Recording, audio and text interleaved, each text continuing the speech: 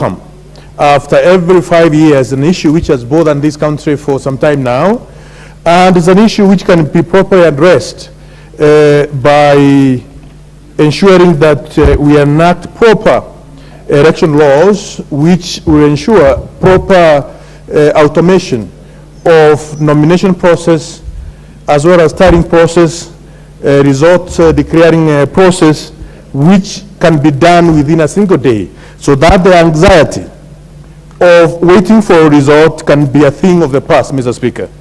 I know these are some of the opinions which will be forwarded to this team, and we will be able to retreat back to this House and consider some of these opinions from different quarters. Mr. Speaker, I have seen that in the motion number 13, it will be welcoming, inviting to engage different submissions from different stakeholders and experts and professionals.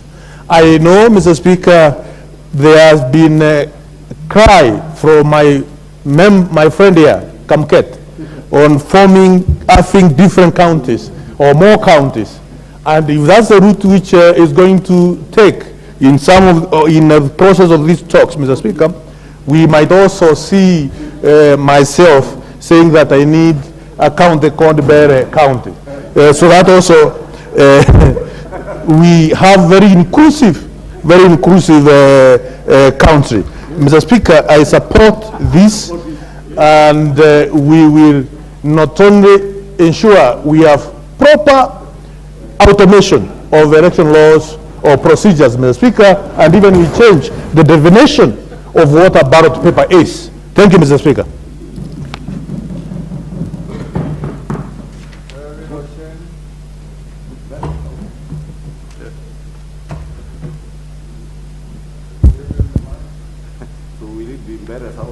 Thank you so much, Mr. Speaker. Mr. Speaker, Mark Twain defines patriotism as supporting your country all the time and the government when it deserves it.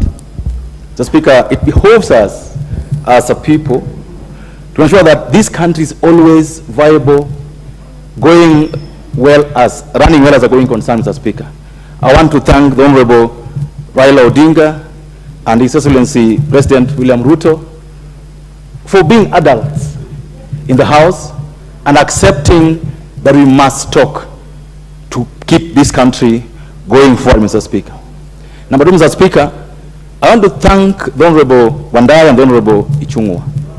Mr. Speaker, if these talks were held outside the framework of this House, we'll have lost this institution, Mr. Speaker. It's part of building parliamentary institution, and I hope that in these talks, Honorable Ichung'wa and Honorable Wandai will ensure that we keep building our institutions, this parliament, IEBC, the judiciary. Building trust, Mr. Speaker, means accepting decisions made by the bodies we've set up. Building decisions, it means accepting judicial decisions. It means accepting parliamentary decisions. It means accepting IEBC decisions. It means that we will build institutions and not build a country based on individuals. And that's what I want to say, Mr. Speaker, to the leadership of this committee. The report should not be the leadership of that appointed them. You cannot report to Raila and RUTO only. You will report to this parliament. Because even the two of them can mislead us sometimes, can mislead us. The report you're going to make should be to this House, not to individuals. Because this country doesn't belong to the two of them alone. So you want to request that you work, don't only take orders from the two of them. Take orders from the public.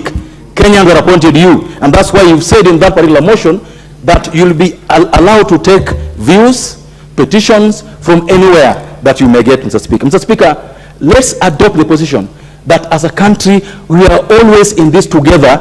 It's a better philosophy than you are on your own, or that everyone for himself and God for us all, Mr. Speaker. I challenge you to ensure that you address issues like corruption, inequality, incompetence, unemployment, things that would make this country move forward. Mr. Speaker, as I end, and request you also, Kofi Annan said that one of the things that messed up the talks in 2008 was that people were squabbling over small things like seating arrangements, who will serve first at dinner, who will serve first tea before we go to talk. Let this not be the issues that concern you, Mr. Speaker.